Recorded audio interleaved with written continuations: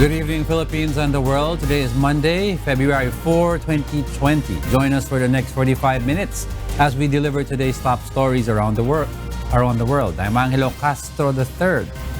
We are also seen in 1,935 satellite monitoring centers nationwide and via live streaming worldwide through UNTV News and Rescue Facebook account and UNTVweb.com. I am William Theo. And here are the headlines. Hong Kong reports first coronavirus fatality as death toll in China rises to 425.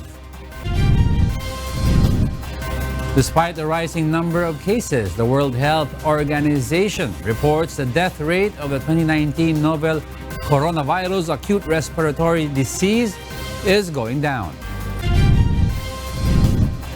Medical experts in China discover Wuhan coronavirus on a door handle in South China's Guangzhou. Senators question the health department's slow contact tracing of individuals who came in contact with two Chinese tourists who tested positive for the 2019 novel coronavirus. The Bureau of Animal Industry monitors areas with migratory birds amid H5N1 bird flu outbreak in China. And displaced all Volcano Island residents occupy over 100 housing units in Ibaan, Batangas.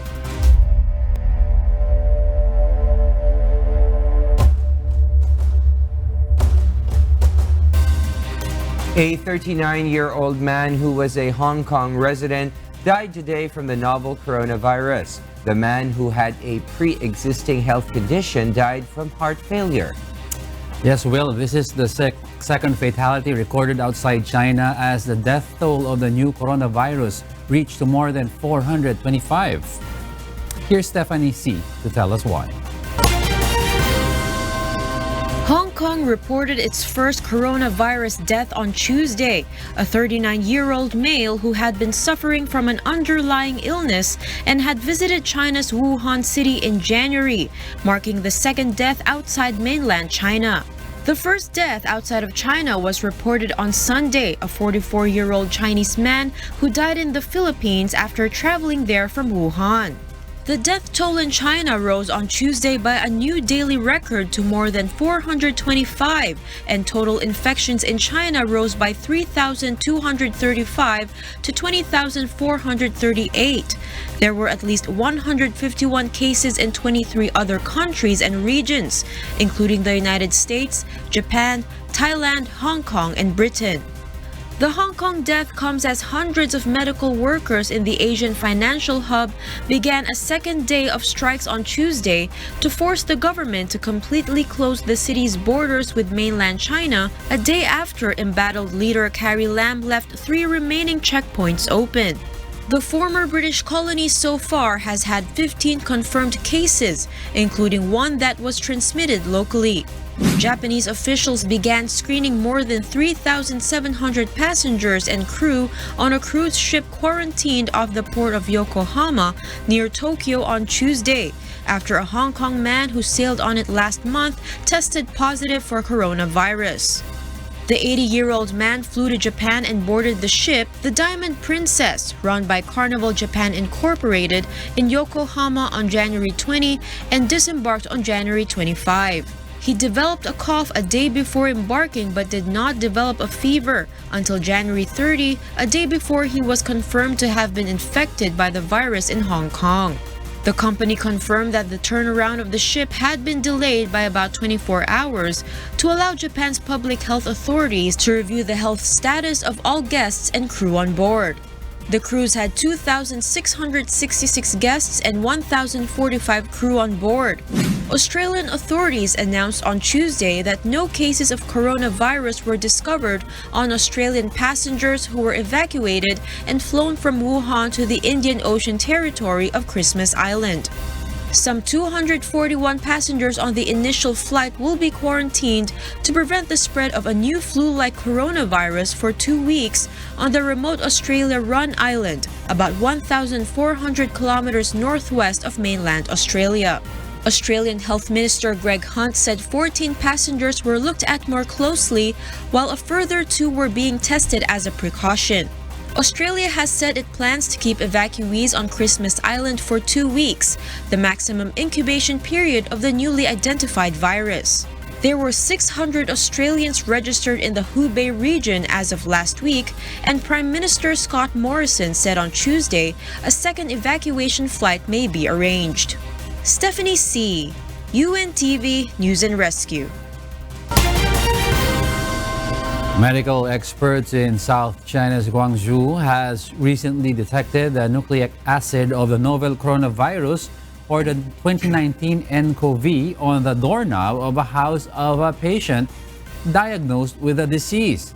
This is the first time for Guangzhou to discover the virus in an external environment.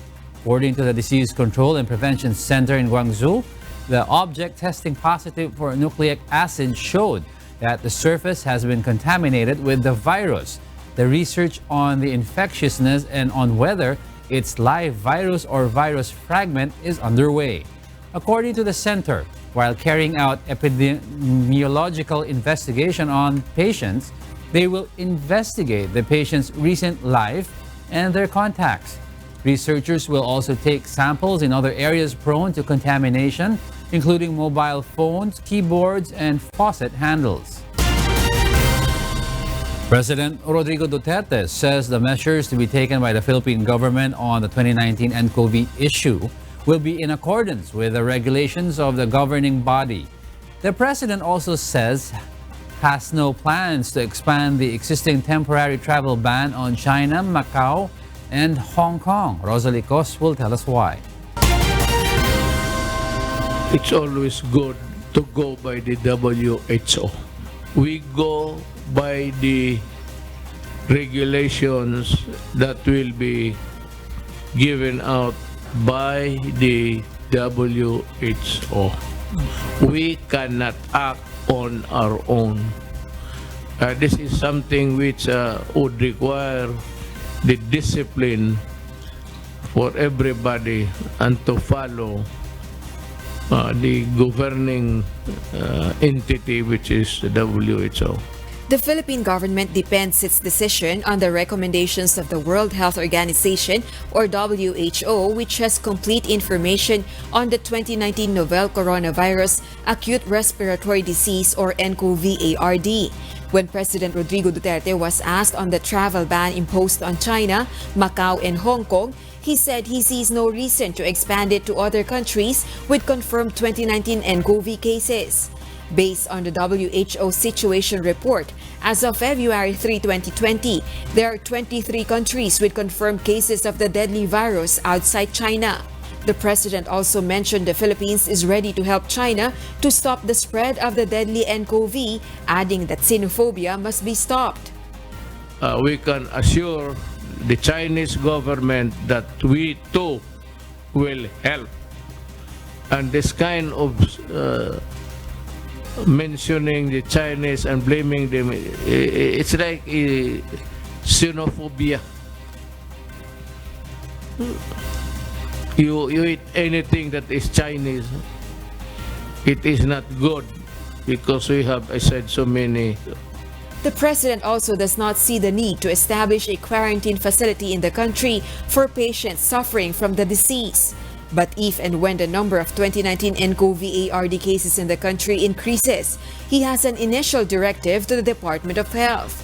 I have directed Secretary Doki here to prepare a space, a ward in our hospitals, or a separate building room where we can house them. And wala pa namang, hindi pa kailangan yan, pero I said we will prepare. Rosalie Cos, UNTV, News and Rescue, Malacanang. Meanwhile, the Health Department prepares a facility in Nueva Ecija province for the expected arrival of Filipinos from China. The facility can accommodate 2,500 individuals. Victor Cosare will detail why.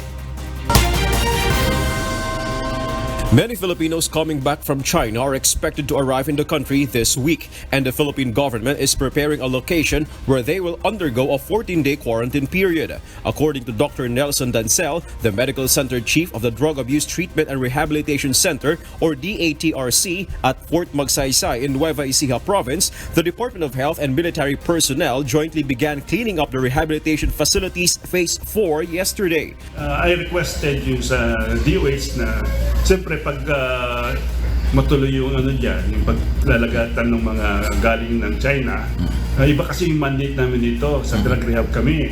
So I think the DOH will have a group of epidemiologists and infectious expert na trained dun sa ganung klaseng mga kaso that will handle separately yung doon sa Phase 4. Dr. Dancel says complete protective gears are available for workers. A clinic will be established inside the facility where the quarantine will be conducted.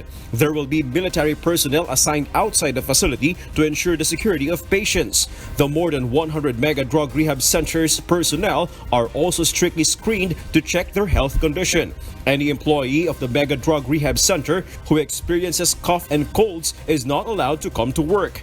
We advise the staff na magano muna, sick leave muna para siyempre virus din yun, di mo alam, marami tayong klaseng virus. Visitation for the more than 800 individuals under the rehabilitation program in the Mega DATRC has been temporarily cancelled. Victor Cosare, UNTV News and Rescue. The Department of the Interior and Local Government directed the immediate activation of barangay health responders. This is to ensure the proper handling and preparedness at the barangay level on the possible emergence of 2019 nCoV cases. Joanne Nano has the details. In the wake of the worldwide 2019 novel coronavirus scare, Department of the Interior and Local Government or DILG Secretary Eduardo Año wants all barangays in the country to form the respective Barangay Health Emergency Response Teams or BERTs. Año said each barangay chairperson must appoint BERT members composed of an executive officer, a barangay tanod, and 2 barangay health workers, one of them a nurse or a midwife. BERT members shall be equipped with protective gears such as surgical gowns, goggles, masks, and gloves. If symptoms are observed, BERTs must immediately isolate the coronavirus suspect in a room away from the rest of the family members. The suspect shall then be required to wear an N95 mask before transferring to a DOH-designated coronavirus referral center or hospital for further tests and treatment. In case of a lack of resources to transport the suspect, the case should immediately be referred to the local government concerned for assistance. Family members of suspected coronavirus carriers must also be placed on 14-day home confinement and repeat the process of checking, including contact tracing. The DILG chief ordered barangay leaders to conduct an intensified information campaign on the coronavirus prevention, containment, and control, set up a barangay information or call center to facilitate the reporting of coronavirus suspects, and conduct a massive cleanup drive in the community. As anti-coronavirus information managers, local chief executives must dispel rumors or false information about the disease to prevent panic and hysteria among the people. Joanne Nano, UNTV News and Rescue. President Rodrigo Duterte ensures transparency on the 2019 novel coronavirus in the country. The chief executive also reveals the government will procure additional surgical masks. Rosalie Cross details why. The government will gain nothing if it hides the official data on the 2019 nCoV ARD in the country, according to President Rodrigo Duterte. The chief executive ensures the government will be transparent about the deadly virus. The president made the statement after his meeting with concerned government agencies in Malacañang last night. This I can assure you. This government will never hide anything. If it says that you're going to die tomorrow because of this, it's a contagion all over, we will tell you that. If it would cost you lives, we will not hide that. Why should we? It's a reality. Whether you admit it or not, you have to bury the dead. So what is there to hide? It's not a treasure. it is not something of value to us. It does not contribute to the national wealth. Why should we hide? The chief executive also revealed the government is procuring additional medical supplies, particularly surgical masks and other protective gear against the deadly virus. After the government confirmed the first case of the 2019 nCoV ARD in the country last week, people flocked to medical stores to buy N95 and surgical masks. And there has been a shortage of supply of face masks since. Without the virus, the masks are not being sold by the thousand. May virus kaya yung virus ang nagpamahal niyan. But if you're asking that, is government doing something to buy more, to protect more? Yes, we are doing it. We are not just sitting down here. Rosa Licoz, UNTV News and Rescue, Malacanang. Welcome back to Y News. Aside from the 2019 novel coronavirus, a subtype of bird flu is now spreading in a town in China. Yeah, the government said it is taking measures against the possible entry of products infected by the bird flu virus. Ray Pelayo details why. The Bureau of Animal Industry, or BAI, is monitoring the so-called critical areas or the landing sites of migratory birds in the country, such as the Candaba Swamp in Pampanga. Avian Influenza subtype H5N1 is now spreading in Yunnan Province, central China, where thousands of chicken have been infected and culled. Domingo says that an importation ban of poultry products is immediately imposed by the Philippine government on a country with a bird flu outbreak. This is to prevent the transmission of the virus that causes bird flu to Philippine poultry. Aside from airports and seaports being points of transmission, migratory birds are possible carriers of the disease in the country. In 2017, some towns in central Luzon experienced an avian influenza with subtype H5N6 outbreak. All birds were culled within the 1-kilometer radius from ground zero to prevent the spread of the virus. Since mid-2018, BAI has not recorded any case of bird flu in the country. BAI Director Ronnie Domingo further says that around 9,000 samples from birds were tested in 2019, all of which were found negative of any strain of bird flu virus. Domingo explains vaccines for bird flu is prohibited in the Philippines. Alam niyo po, ang bird flu, iba't ibang klase po yan. Siguro mga 190 subtypes po yung bird flu na yan.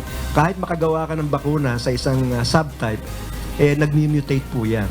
So yung i-imbak nating bakuna, useless yung kapag yung lumitaw na subtype ay iba na yung kanyang subtype. Some bird-to-human transmission cases have been recorded, but there are still no proof of human-to-human transmission. Ray Pelayo, UNTV News and Rescue, Quezon City.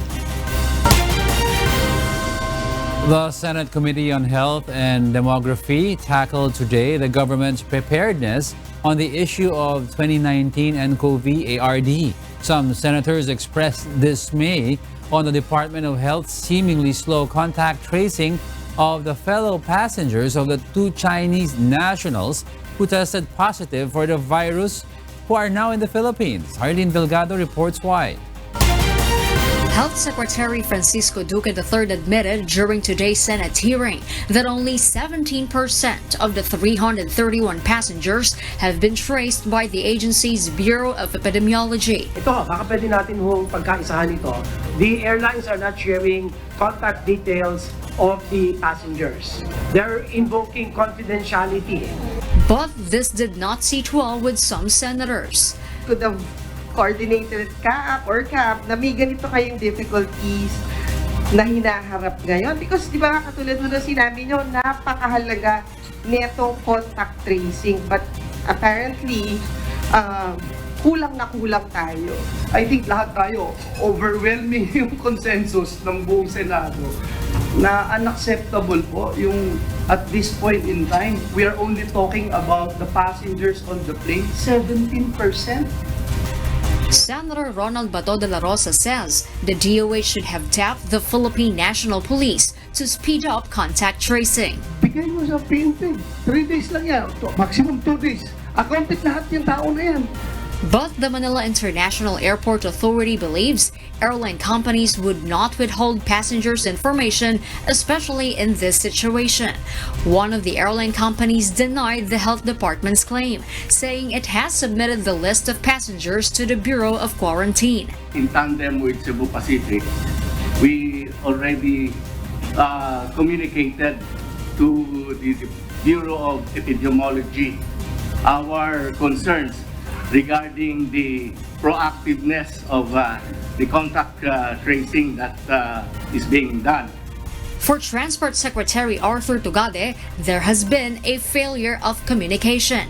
He says the DOH should have asked help from the Civil Aviation Authority of the Philippines and Civil Aeronautics Board in reaching out to airline companies. Kung ang magpapalwag po, walang poder at walang authority, Panginoon ko, hindi mo susunod yan at magdedelo yan. But for other senators, it is more than a failure of communication. I think it is also a failure of leadership on the part of the health department. It is wrong to point to BI and CAAP. It should be the initiative of the DOH. And what we have here, as Senator Pangilinan mentioned earlier, is a failure of leadership. It is not a failure of leadership. I think it is probably just a question of incompetence. The heads will roll, of course. The health secretary believes the problem lies within his subordinates. Araw-araw ni-interview kami, araw-araw nag-meeting, may task force, may repatriation. Yung po mga ganitong operational details, hindi po nalalaman ng Secretary of Health yan. I can see here an issue of lack of transparency on the part of some of my people here. And I'd like to investigate this. Duque says he will convene the Epidemiology Bureau to know the reason behind the slow contact tracing. He will also look into tapping the PNP as well as the Department of the Interior and local government to conduct an aggressive contact tracing within 48 hours starting tomorrow. The National Bureau of Investigation has signified its intention to help in the contact tracing. Senate Committee on Health Chair Senator Christopher Bongo says he will call for another hearing if necessary. Harleen Delgado, UNTV News and Rescue, Senate of the Philippines. The World Health Organization reports the death rate of the 2019 novel coronavirus acute respiratory disease has gone down. Meanwhile, 40 Filipino workers in Hubei province, China, will soon be brought back to the Philippines, says the Foreign Affairs Department. Aiko Miguel tells us why. The death toll of the 2019 novel coronavirus acute respiratory disease increases daily. In fact, 361 cases are fatalities, based on the World Health Organization reports. This includes one death case in the Philippines, the first 2019 nCoV ARD-related death outside China. But the WHO reveals the mortality rate of 2019 nCoV has gone lower. The death rate now is at 2%. So the death rate is now going down because we are testing more people who are less severely affected, who have mild symptoms. And in this scenario, we are seeing that the percentage of deaths is about 2%. This 2% can be compared with the death rate of SARS-CoV, which is 10%, and MERS-CoV, 37%. The WHO believes that if countries and government agencies work hand in hand, local transmission of nCoV will be prevented.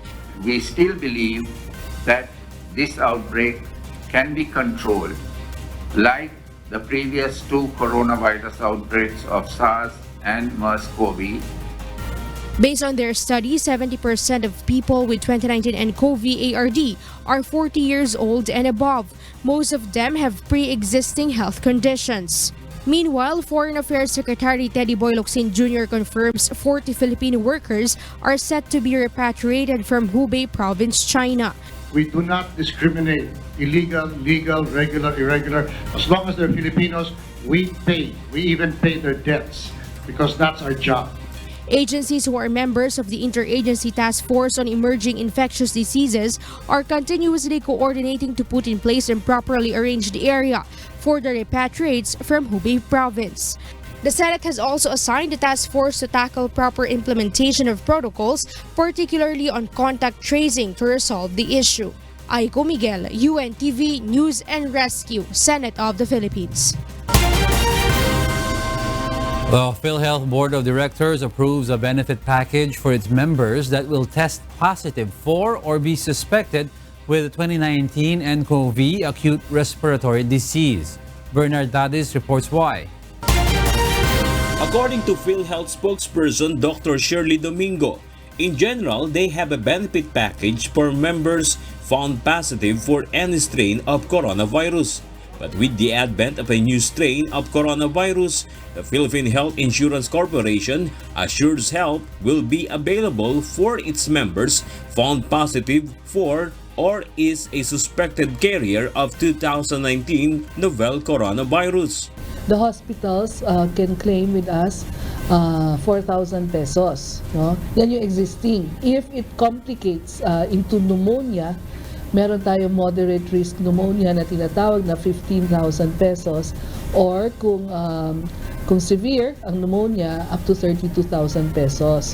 Dr. Domingo reveals the PhilHealth Board of Directors has approved such new package.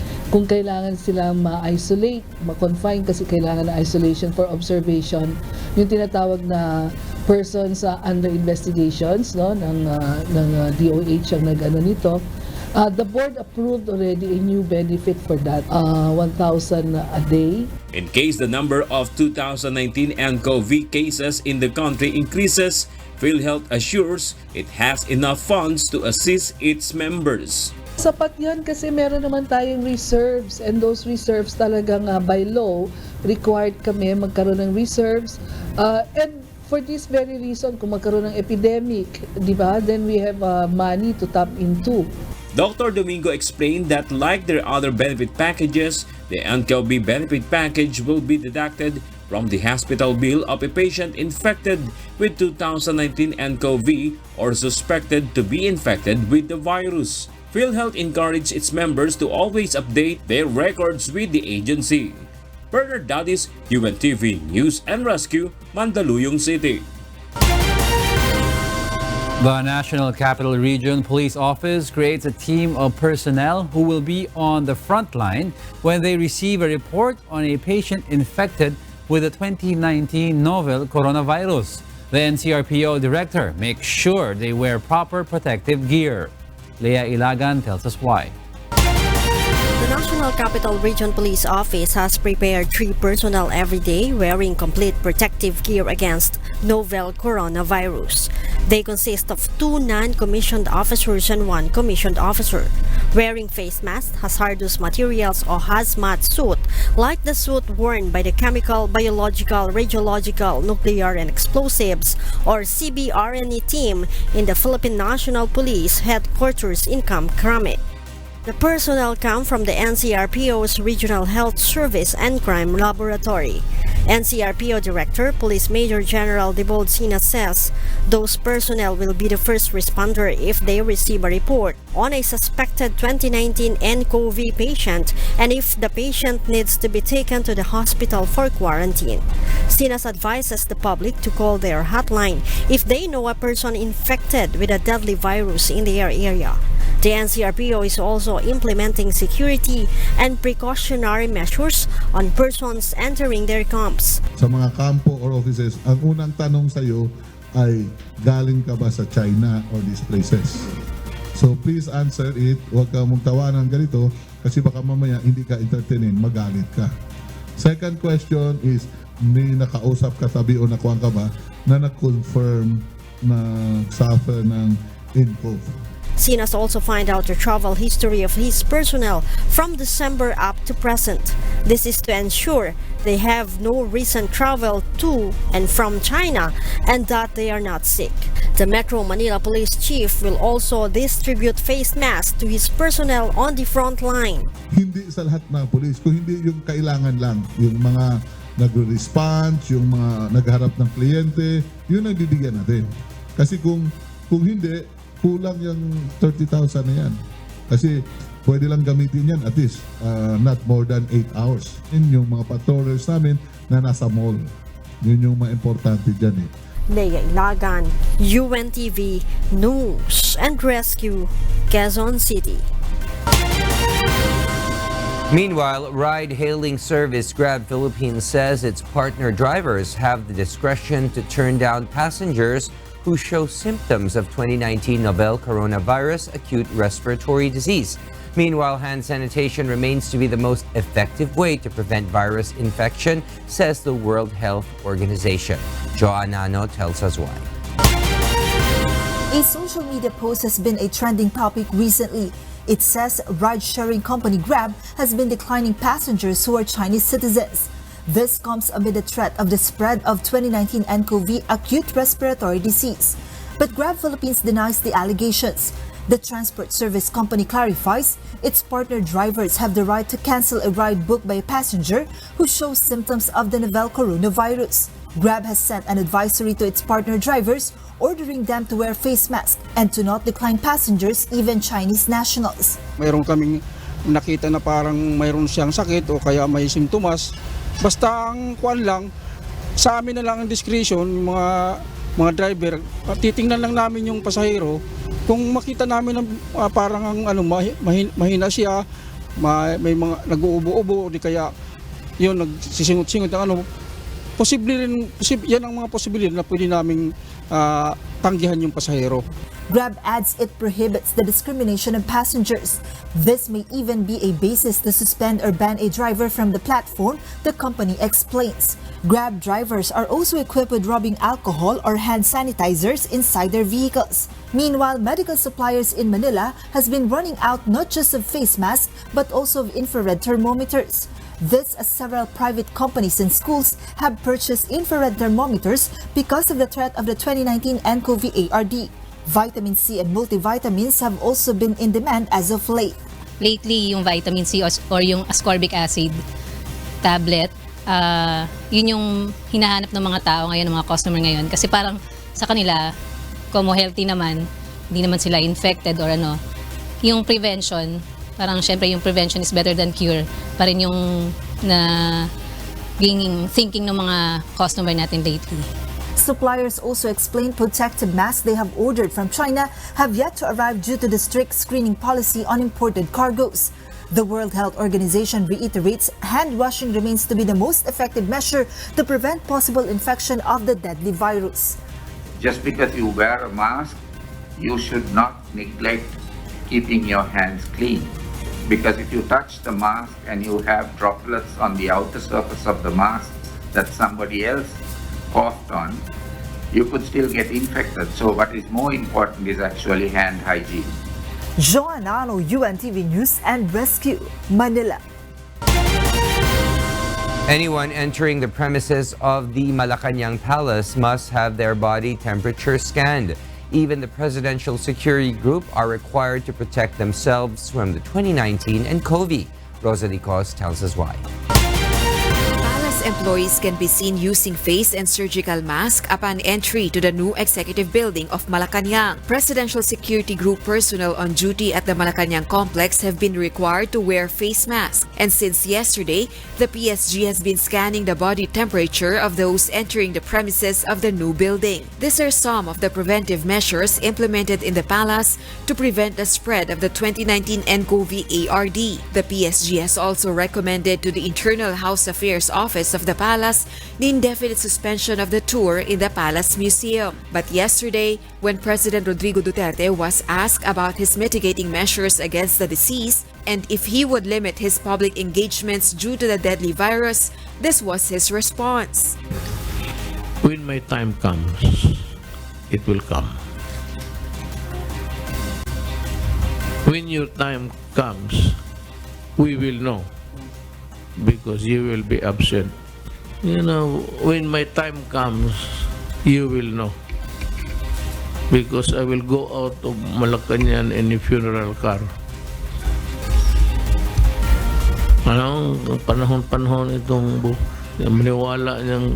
Rosalie Cos, UNTV News and Rescue, Malacanang.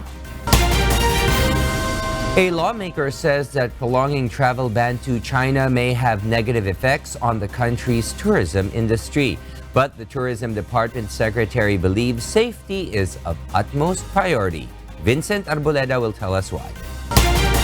Around 20% of foreign tourists that visit the Philippines are Chinese citizens. With the travel ban to China and its administrative regions in effect, House Deputy Speaker and Chairman for Committee on Economic Affairs, Congresswoman Sharon Green says this may have a negative impact on Philippine tourism. At the onset, mawawalan tayo ng 20% of our tourists. That will affect the growth rate of the Philippines. It is not just tourism, it is not just their spending, but also it will affect the employment of those in the industry. Data from the Department of Tourism show that the tourism industry accounts for 13% of the country's gross domestic product, and with the 20% of tourists being Chinese, this translates to more than 2% of the Philippines' GDP. Wilson Flores, chairman of the Federation of Filipino-Chinese Chambers of Commerce and Industry Incorporated, said the tourism sector will be directly affected by the travel ban. Pero hopefully, hindi maging masama. Pero siguradong may negatibong epekto yan kasi ang China is the #1 largest exporter ng product sa buong mundo. With the threat of 2019 nCoV ARD, the Department of Tourism has talked to the stakeholders of the tourism industry. Our #1 tourists are still South Korea, #2 is China, 3 is US, 4th Japan. Of course, maaapektuhan tayo, pero as we discussed also with our private stakeholders, mas importante ang safety. The House of Representatives is eyeing to create a contingency plan to mitigate the negative effect on the tourism industry. According to Congresswoman Green, this includes plans to reopen flights to China once authorities have the capacity to detect and quarantine 2019 nCoV ARD positive individuals. Once we have our quarantine set up, kung meron na tayong mga safeguards na establish na natin, pwede na natin siguro yan mag-relax on the travel. Vincent Arboleda, UNTV News and Rescue, House of Representatives. Y News continues. A relocation site in Ibaan, Batangas is now occupied by hundreds of residents evacuated from the Taal volcano island. But they are unsure until when they can stay at the relocation site. Sherwin Kulubong tells us why. Residents evacuated from the Taal volcano island have been temporarily relocated to the housing units designated for Philippine National Police and Philippine Army personnel in Barangay Talaibon, Ibaan, Batangas.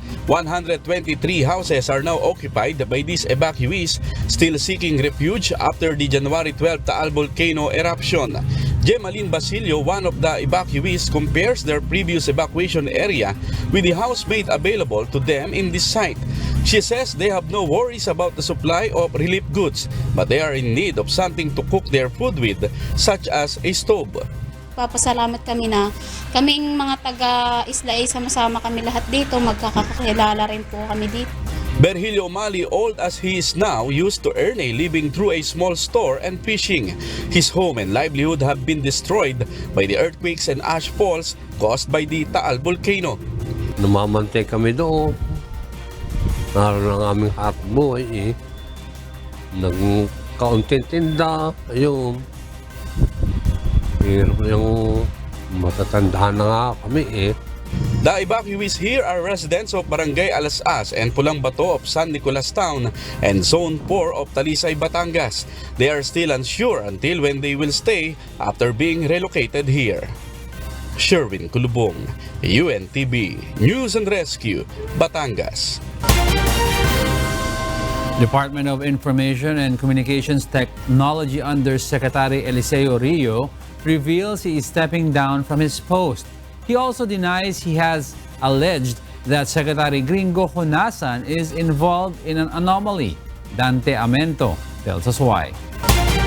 Department of Information and Communications Technology Undersecretary Eliseo Rio denies reports that he has made allegations against Secretary Gringo Hunasan that the DITC chief is involved in graft, in particular is utilizing the department's confidential fund. However, Rio confirms that Hunasan has made 3 cash advances from the agency's fund, the total 300 million pesos. Only one of the 3 cash advances has been liquidated as of today. Sinabi na mayroong anomalya sa isa na yung paraan lang na hindi nasunod, no? Kasi kung ikaw ay magkaka-advance, kailangan ipatanong muna sa DPN. Rio has submitted a resignation letter to President Rodrigo Duterte but has not received any response from the chief executive. The official cites misunderstanding with other DITC officials as a reason for stepping down. Nasabi ko sa kanya na hindi na ako makapagtrabaho dun sa mga basic assets na dinalaga. Rio clarifies, however, he has a good relationship with Hunasan. He has even told the DITC chief about his resignation. UNTV News awaits Secretary Hunasan's comment on the issue. Dante Amento, UNTV News and Rescue, Quezon City.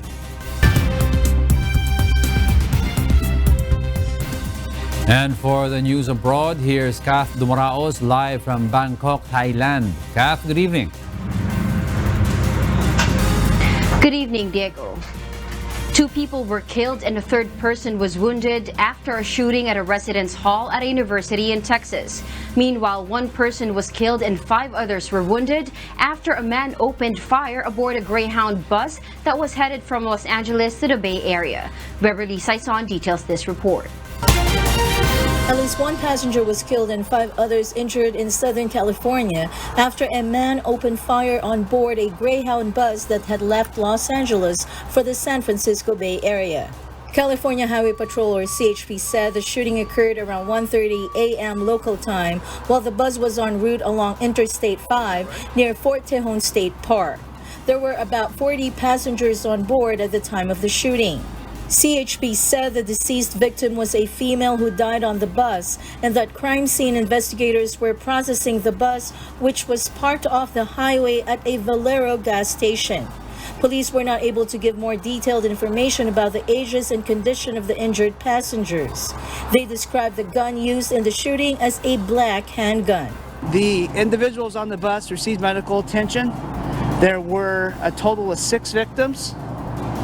We had 5 of them transported, 1 of them by air ambulance, 4 of them by ground ambulance, and unfortunately I regret to inform you that 1 of them sustained fatal injuries. CHP said the male suspect voluntarily exited the bus along the side of the road after the shooting, leaving the handgun on the bus, and that police apprehended him along the road shortly thereafter. He was transported for police questioning. Oh, is that right? Meanwhile, 2 women are dead and a child injured after a shooting at a residence hall at Texas A&M University Commerce on Monday. The child, who is about 10 years old, was taken to a hospital in stable condition, according to the school's police department. The incident was reported at 10:17 a.m. local time at the Pride Rock Residence Hall, which houses freshmen, according to the school's website. There appears to be no other threats, police officials said Monday afternoon. All classes were canceled for the rest of the day. Beverly Saison, UNTV News and Rescue, USA.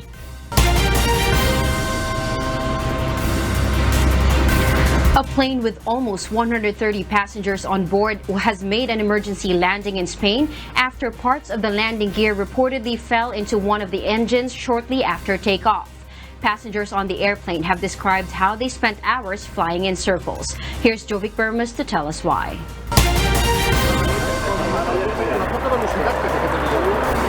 128 passengers and 8 crew departed the airport in Madrid after an Air Canada Boeing 767 returned safely to the Spanish capital on Monday after reporting an engine issue and a burst tire on takeoff.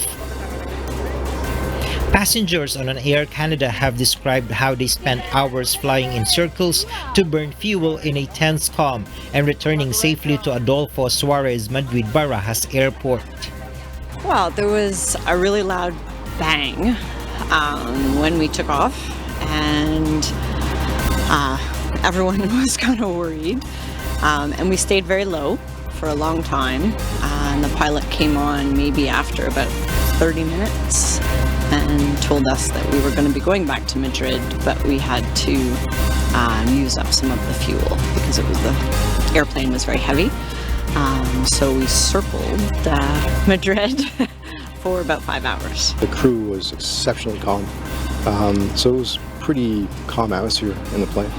A Spanish Air Force jet was deployed to inspect the Air Canada aircraft as they flew side by side.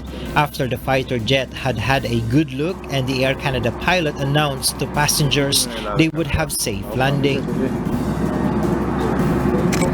They put the landing gear down so the pilot could have a check. And then really, when the fighter jet pulled off and the pilot came back on and said he had a good look and things look good, we're just going to dump some more fuel or burn some more fuel and then go in for a safe landing. And that's when we felt pretty comfortable. In a statement, the airline said the plane experienced an engine issue shortly after takeoff from the same airport, as well as a ruptured tire, 1 of 10 on the Boeing 767-300. It added that the aircraft is designed to operate on one engine and our pilots are fully trained for this eventuality. Canada's largest carrier said there were no reported injuries and customers would be provided hotels and rebooked on other flights. It was the second incident of the day at Madrid's International Airport, the busiest in the country. Earlier on Monday, the airport closed for over an hour due to the reported sighting of drones in the vicinity. Jovic Bermas, UNTV News and Rescue.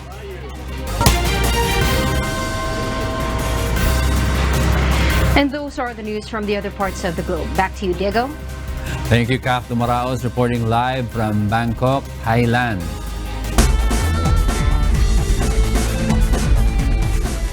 LeBron James spoke about the ongoing emotional challenge his team faces as he met with reporters during a practice session on Monday. The Los Angeles Lakers superstar also chose for the team he's captaining in the month's NBA All-Star Game to wear the number 2 jerseys. Aaron Romero will tell us why. Los Angeles Lakers forward LeBron James had a choice for the NBA All-Star Game later this month in Chicago. He could choose to have his team wear number 24 to honor Kobe Bryant, who died January 26 in a helicopter crash. Or he could opt for his team to wear number 2 to honor Bryant's daughter, Gianna, a budding basketball star who died with her famous father and 7 others on a foggy morning in Southern California. James, who has a 5-year-old daughter of his own, quickly chose number 2 to honor Gianna.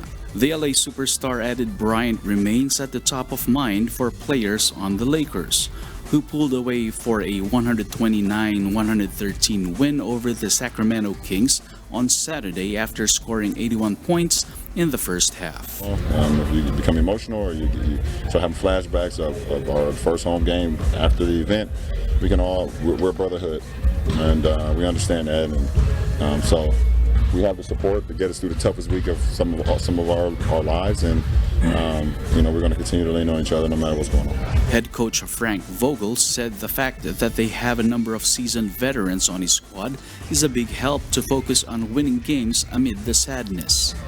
Obviously, we want to continue to honor Kobe and Gigi forever. Not just the rest of the season, but there's also an element of it's going to continue to be hard, and in those moments, we have to pay homage, as well as the visiting team, while remaining focused on what we're trying to do, which is to get a W. And I thought our guys did that really well the other night. it was another difficult night, but our guys stayed really focused on what they had to do to get a win. Also on Monday, the Lakers took down a large public memorial to Bryant across from the Staples Center on Monday. The team will store the donated items and may relocate the memorial or donate it to the Bryant family depending on the family's wishes. Aaron Romero, UNTV News and Rescue, USA.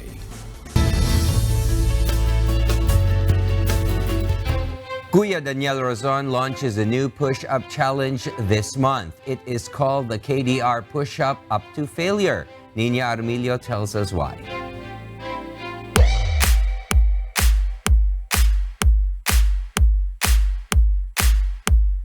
Months has gone for many who have taken the KDR 25 push-up challenge since October last year. Many took part. Many benefited. Malaki po ang tulong ng pag-encourage ng Kuya Daniel sa atin upang sa gayon din malagaan natin ng mabuti ang ating mga pamilya, ang ating mga mahal sa buhay. Paano natin maalagaan kung mismong yung katawan natin ay mahina? Palakasin natin ang ating mga pangangatawan upang sa gayon maitulong natin sa ating mga mahal sa buhay. And now, Kuya Daniel Razon launches another challenge to those ready to enhance their physique. The KDR Push-Up to Failure. Tinatanong nyo kasi dati, bakit 25 lang? Kaya ko pa ng mas mahaba kaysa sa 25. Or yung iba talagang mas maraming nagagawa sila. Kasi sabi ko nga, yung 25 na push-ups ay mas madaling i-survive kahit na medyo masakit ang katawan mo o hindi ka masyado nakakondisyon. But this time, ang gagawin natin ay push-up to failure. Ano ibig sabihin natin to failure? Hanggang dumating na yung point na hindi mo na talaga kaya. Yung hirap na hirap ka na at magpe-fail na yung guling-guli. Get set, go!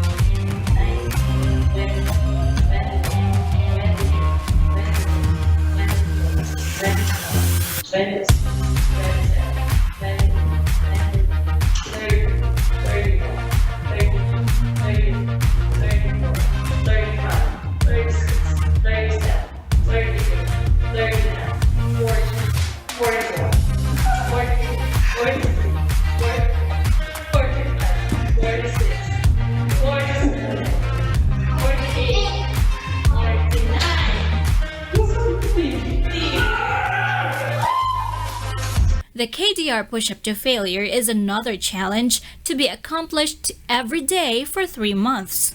Araw-araw pa rin tayo for 3 months. Ibig sabihin, araw-araw. Hindi tayo dapat bumaba sa 25. Okay? So, ang minimum na natin ay 25. Kinakailangan natin ngayon na gawin ay to failure tayo. Pero kung halimbawa, the following day, ay talagang mahihirapan ka din, it should not be less than 25.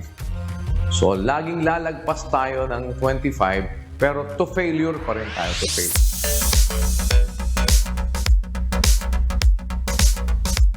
There are some who have accepted the new challenge, knowing there is something good that awaits them ahead. For more details about the KDR Push-Up to Failure, just visit the KDR TV YouTube channel. Nina Armilio, UNTV News and Rescue. And those are the reasons behind the news. And before we close, we will recap with today's significant soundbites. I am William Pio. And I am Angelo Castro III. Because we need to know, we will always ask why. Good evening.